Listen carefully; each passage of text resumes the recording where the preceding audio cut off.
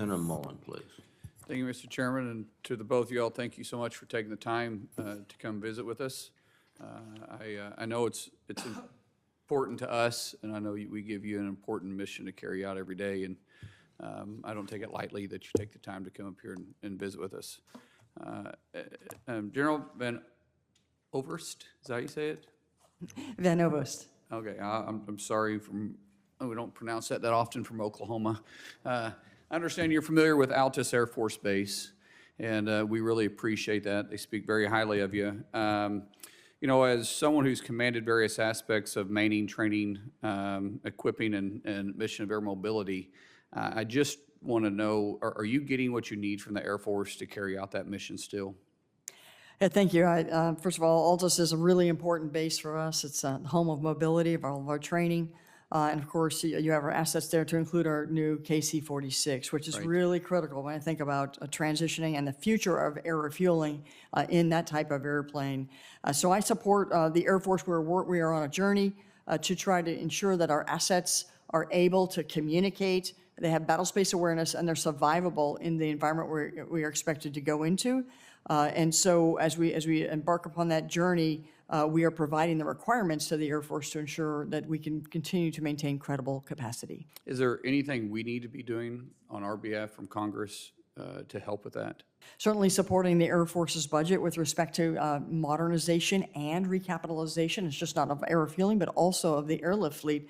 We have 275 strategic airlift aircraft, and we will consume all of that should we have to go into a large-scale combat operation. So the work done there to modernize those, and frankly, to think about the future and where we're going with that. So we're supporting the Air Force as they look into the future of strategic airlift. So specifically dialing down on that, when we're looking towards possible conflicts, and God forbid that actually happens, but you know, we're doing what we can to prevent it. However, we need to be strengthened and preparing for it. What's the biggest holdback? Is it the DoD defense contractors? Is it requirements? Is it regulations? Is it the slow flow of money? What is it it's the biggest hiccup? I think the biggest thing we think about is the aging fleets that we have, and we have to modernize them to ensure that they can survive out into the future. So, you know, just looking at the capacity, ensuring that it remains credible, and it is an ability to fund it and have a stable funding that we know that we can count on to lay in those contracts to gain the capability. Moving forward, if something comes up that we can be assistance, please holler at us and let us know how we can help. Sir, looking towards, you know, some of our biggest adversaries, especially in geopolitics, you know, China is obviously playing a big role in that, and ever strengthening their relationships with Russia and obviously Iran. How are we seeing that play out in Ukraine? Thank you very much, Senator. Yeah, so we see direct military support from some of those countries that goes to Russia, and then the Russians employ that material in combat. A great example is the Shahed 136 drone. Right. It's a one-way attack drone. It was created by Iran. It was developed by Iran. It was produced by Iran. It was given to Russia. It was used with great effect, and Iran helped Russia build a factory for them in Russia, and Russia now produces them, and they call them the Garon 10. And those are used, they were used early this morning to strike Ukraine. That's just one example. Sir, I could go into dozens of examples like this in closed session with you.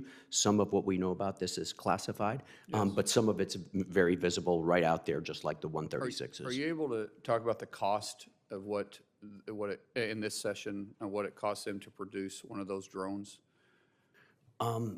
Sir, I could probably talk about it in this session, but I don't have the money figure right off the top of my head. I can take that for the record gladly. But generally speaking, the cost of the drones is far less than the cost of defending them, right. which might be your deeper question. It is the defense that we're using to defend them, plus looking at what we're producing in the United States and the cost of what it cost us, because obviously what they have is being, you know, fairly effective, and the cost ratio, to me, I see that they're adapting. And I mean, we've got sanctions on Russia. I don't see that they're being effective. I'd love to hear your comment on that. It seems like their economy's growing. It said that their economy's going to maybe grow by 2.4%, which is a full percentage higher than it was last year. It seems like they've actually adapted to their techniques, and as you're saying, they're almost back to full capacity.